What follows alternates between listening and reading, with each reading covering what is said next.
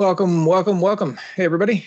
Larry Bailey here, Mortgage Workflow Partners. It's 4 o'clock on a Tuesday, and we are going to continue our 12-part series.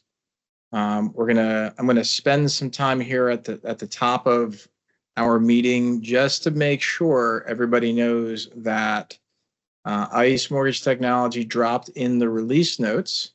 I found out yesterday. So if you go over to the release notes center, if you don't have that link, let me know. I'll drop it in the chat.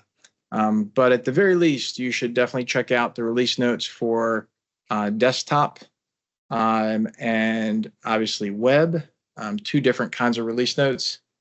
The big news, the huge news, as far as I'm concerned, is that Encompass Web, in fact, is getting the user interface to have the all tasks tab on there, as well as the my tasks tab on there.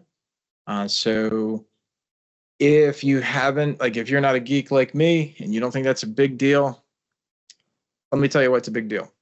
So the reason why it's a big deal is because you can now, if you configure your workflow tasks properly and you use task types properly, you can actually now, after 25.4, be able to display all of the tasks within that type across your entire pipeline, regardless of who they're assigned to.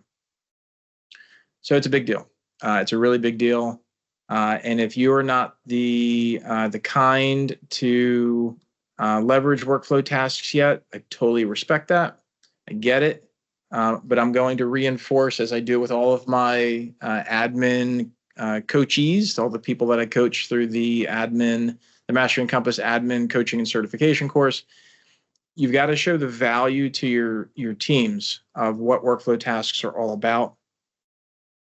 And so that's a big deal. If you need some really good examples of this, go find a checklist in your workflow, make it a workflow task list, whether it's parent with subtasks or just a bunch of main tasks.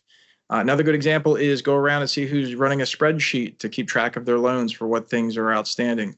Or instead of having to build an order outs input form that people have to go into the loan file to see what's going on, just make workflow tasks off that sucker. So if you need any other ideas, go ahead and ask in the community, and we'll kind of go from there. So I think we've got a good quorum.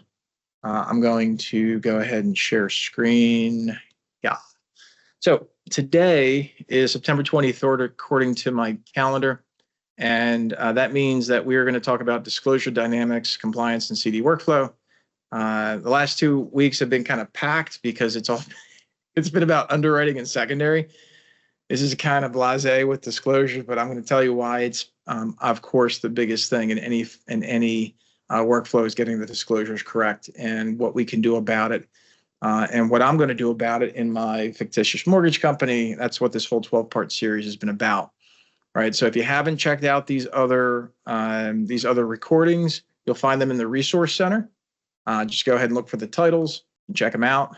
You can also search through the transcripts for anything you're looking for, that kind of a thing. So today's going to be all about disclosure dynamics. It sounds fancy.